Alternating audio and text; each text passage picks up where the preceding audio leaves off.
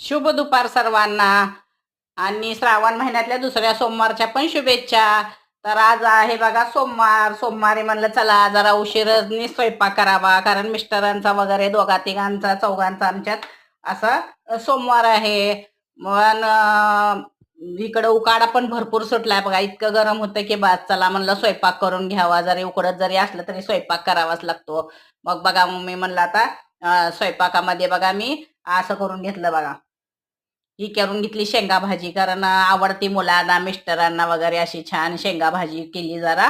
आणि नंतर वरण करून घेतले बघा. हे भात, वरण आणि शेपूची भाजी आणि थोड्या केल्या शेंगदाण्याच्या पोळ्या.